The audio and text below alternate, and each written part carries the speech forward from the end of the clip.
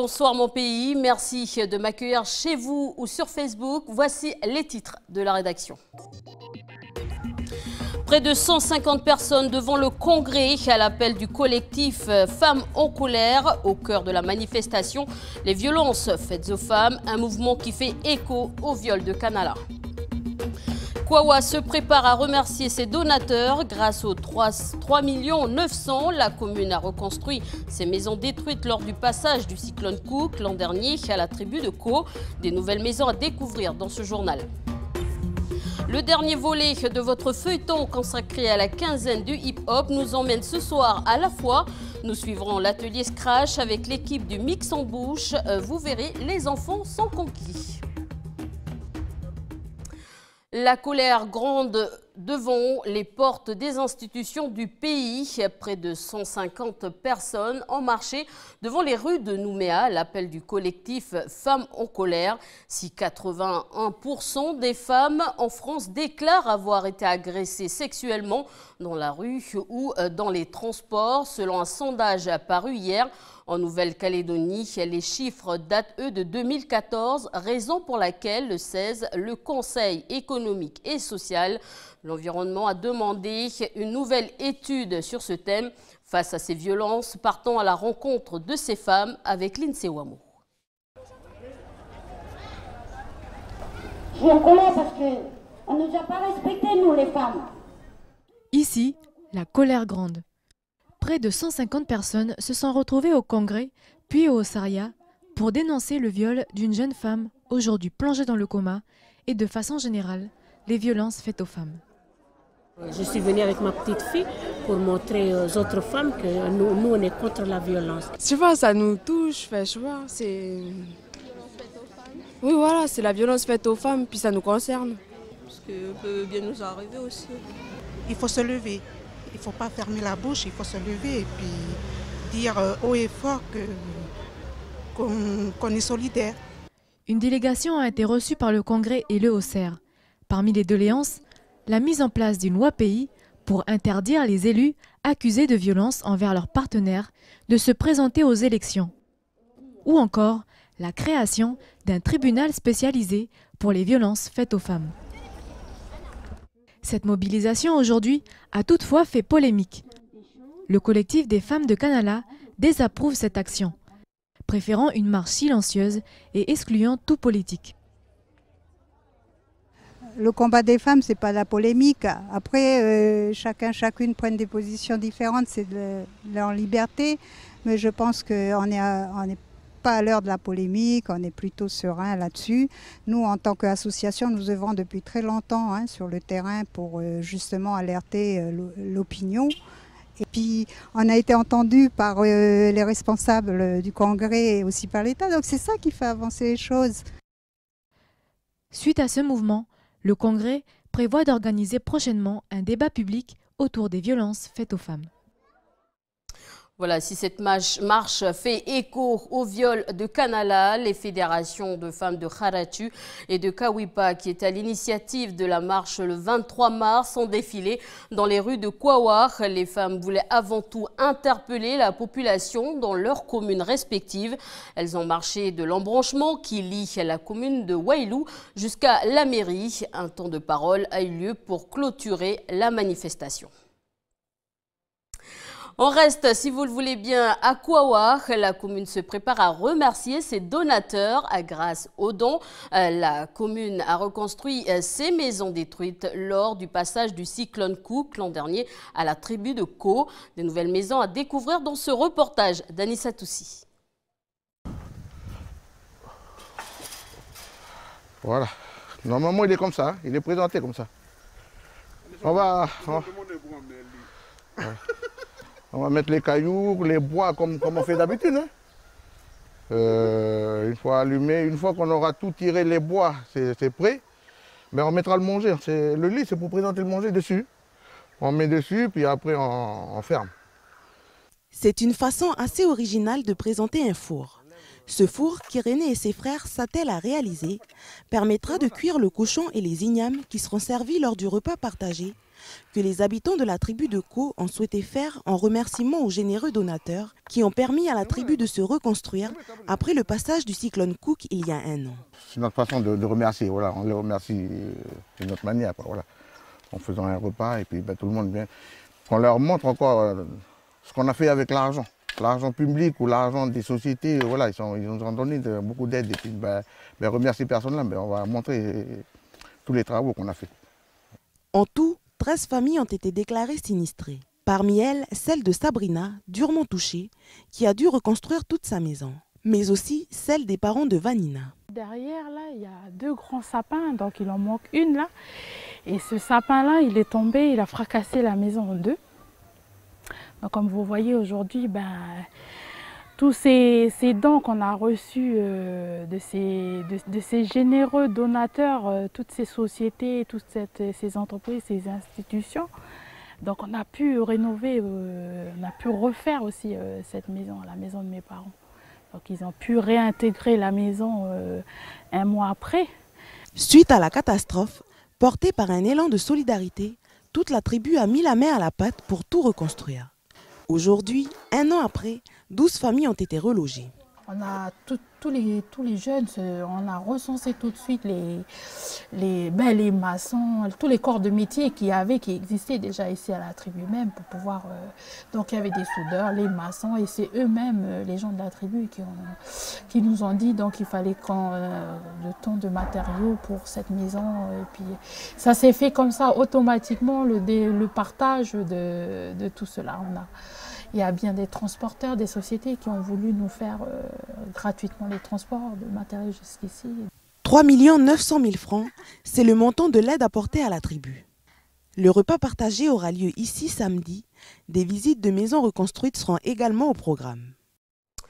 La grève continue à Tessaouar. La deuxième réunion entre la province Nord et l'association, puis les artisans aujourd'hui, n'a rien donné. Les protagonistes veulent rencontrer les élus en personne. Je rappelle que la baisse de budget de l'organisme est au cœur de cette grève. Écoutons Charles Sorio, porte-parole de Tessaouar. Donc on s'est tous retrouvés là-bas à la province et la présidence n'était pas là. On a été reçus par le responsable de cabinet, Jean-Pierre Diawé. Au niveau du collectif, ils n'ont pas trop apprécié cette démarche, dans la mesure où ils auraient bien voulu avoir un courrier officiel de la part du président pour excuser cette absence. Parce que c'est vrai qu'ils sont venus de très loin, de tout le Nord, pour avoir cet entretien.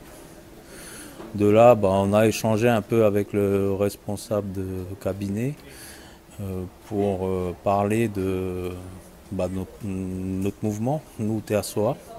On leur a remis un courrier officiel pour rencontrer nous personnellement, l'ensemble des salariés de Tessaouar, avec la présidence. Et puis on a débattu de notre volonté de définir l'avenir de Tessaouar. Parce que l'impact est préjudiciable actuellement par rapport à notre mouvement. Et il sera reconduit tant qu'on n'aura pas eu des réponses de la présidence. Voilà, donc demain, les grévistes rencontreront le maire de Koné. Les mairies sont actionnaires de l'association. Et enfin, une autre information, le commissaire aux comptes va lancer la procédure juridique. Comment sauver des vies dans un lieu fermé en feu? C'est l'exercice auquel se sont essayés les 10 pompiers volontaires communaux de Poindimié. Ils ont bénéficié d'une formation initiale au métier de sapeur-pompier volontaire. Formation obligatoire, elle a commencé l'an dernier. Le dernier module a commencé le 27 mars et s'achève demain. Aurélie a participé à l'examen final du module équipier incendie. Regardez. Juste avant de vous engager, vous dites c'est bon, comme ça on vérifie. Willy est aide-soignant de profession et depuis 2 ans, il fait du volontariat auprès des sapeurs-pompiers de Poindimié. Il passe aujourd'hui l'examen du module incendie qui lui permettra ainsi d'intervenir en tant qu'équipier sur un sinistre. Une dizaine de volontaires participent à cette formation dispensée par la sécurité civile et décentralisée en province Nord. C'est un avantage vu qu'en fait, comme je suis sapeur-pompier à Pointe-Vimier et professionnel de santé à Pointe-Vimier, dans ma commune de Pointe-Vimier, il n'y a que des avantages, quoi.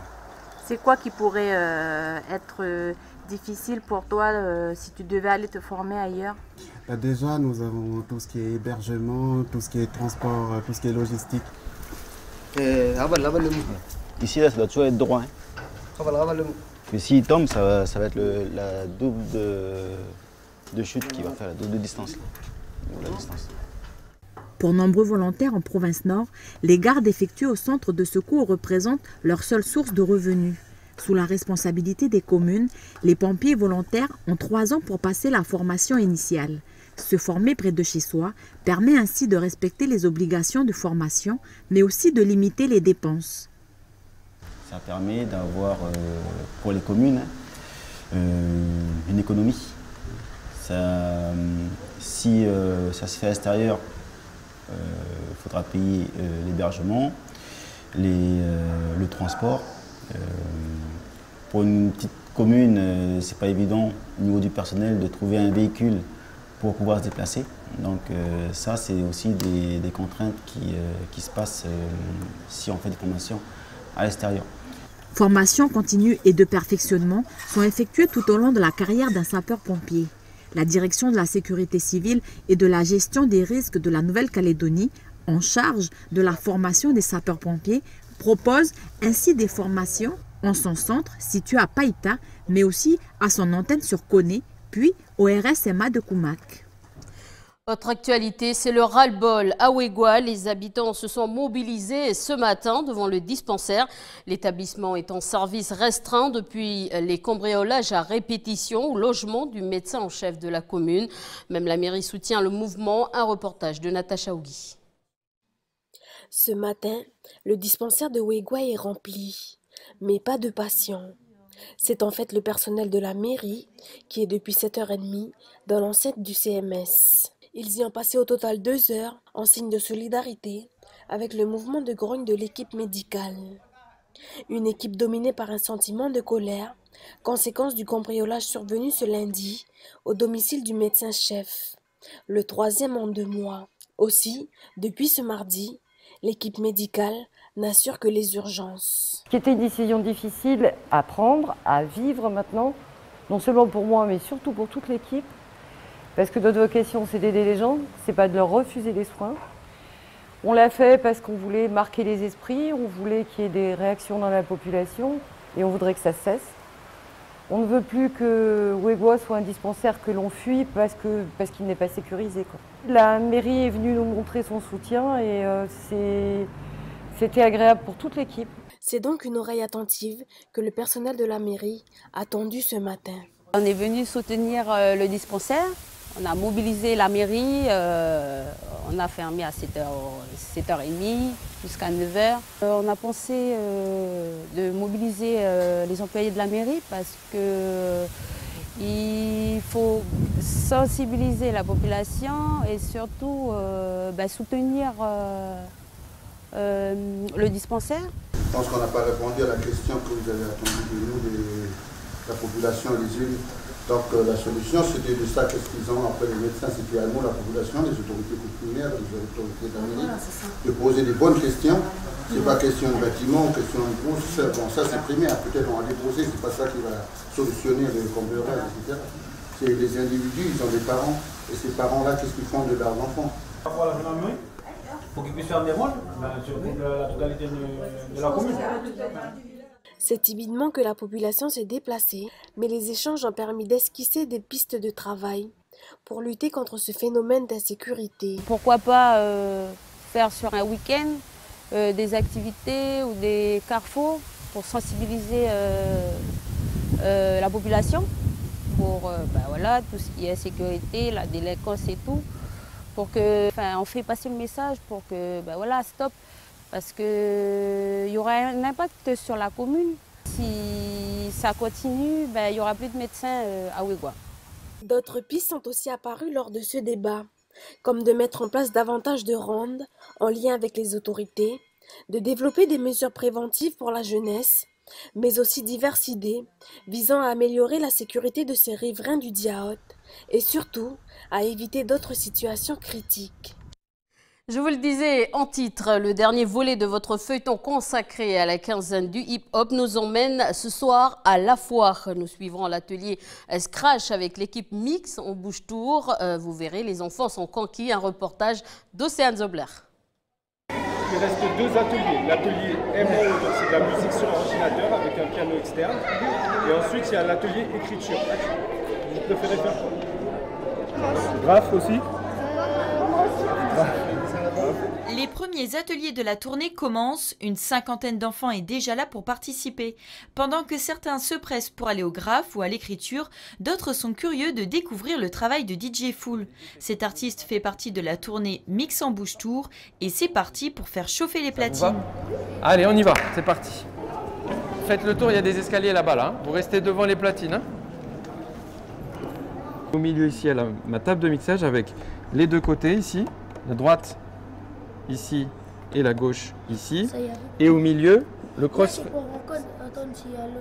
Ça s'appelle un crossfader, d'accord?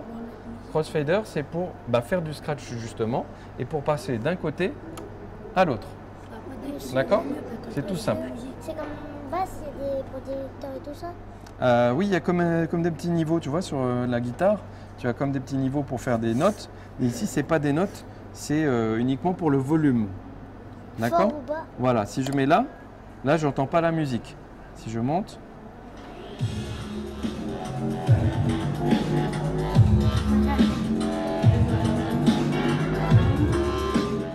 Ici, start, stop. D'accord? On va essayer. Mais bien sûr qu'on va aller essayer. Ça va être super, tu vas voir. Chacun son tour. Mais normalement, c'est cette vitesse-là. En fait, il faut être rapide avec cette main-là, d'accord? C'est ça. Voilà. Cette main-là, elle doit aller plus vite, la main droite. Ouais, pas mal. Super, super. Allez, suivant. Faut apprendre l'habitude après. Faut aller vite après, il faut commencer à aller doucement. Voilà, c'est que du scratch qu'on fait pour l'instant. Et puis si on a le temps, après on va faire une petite technique de beat matching, c'est-à-dire le mix au tempo. Je vais leur montrer, mais ils pourront peut-être pas tous faire parce qu'ils sont très nombreux. Aujourd'hui, ça me fait plaisir, c'est cool. Mais du coup, on va voir le scratch avec la musique parce que tout de suite, ça embellit les choses. Hein. Le premier, c'est... Daisy observe les jeunes depuis tout à l'heure. Elle a emmené ses petits-neveux pour participer aux ateliers. Je suis curieuse de savoir ce qu'elle en pense. Parce qu'au début, voilà, j'ai déjà dû venir voir hip-hop, mais ils n'ont pas voulu. Mais je l'ai forcé à venir voir. Et voilà, et maintenant, quand je leur ai dit de repartir à la maison, et puis ça fait qu'ils ont aimé leur petite journée. Pour le directeur du Centre culturel de La Foire, c'est un plaisir d'accueillir la troupe Mix en bouche-tour parmi les autres activités mises en place pour les enfants. Pour la jeunesse, c'est formidable. Pour nous aussi, parce que bon, c'est la preuve que le travail que nous faisons porte ses fruits. Il ne se passe pas une vacance, qu'elle soit annuelle, qu'elle soit trimestrielle ou autre, où il n'y a pas quelque chose pour les enfants. Pour terminer cet après-midi en beauté, les artistes se mettent en scène et c'est surtout un public féminin qui est au rendez-vous. Voilà, merci à vous.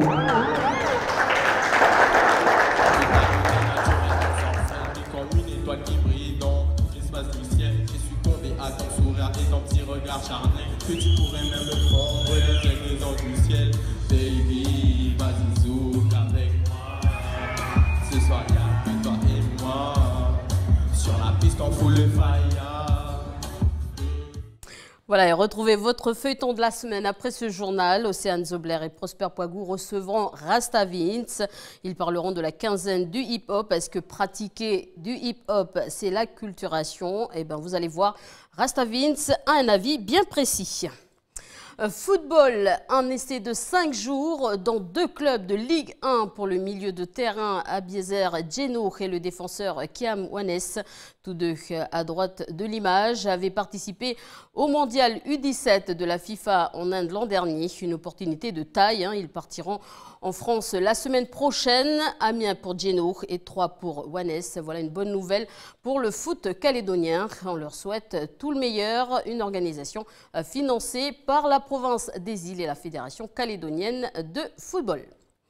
Musique, Coolnoué Boys Band, originaire de Yengen, a bien voulu se déplacer dans les studios de Calédonia pour notre émission Yes Weekend. Alors si vous êtes fan, rendez-vous demain sur Calédonia à partir de 18 h. En attendant, je vous propose le clip du titre Marip, extrait.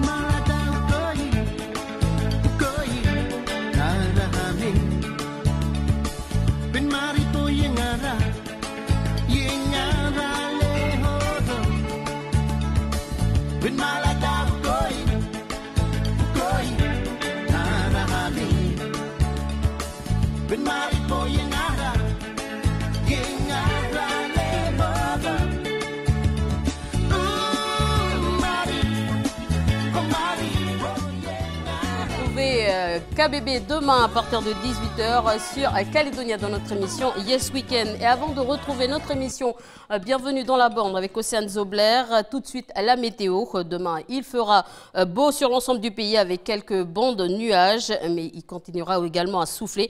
Vous allez voir tout cela, c'est tout de suite. Bonne soirée sur Calédonia. Je vous retrouve lundi.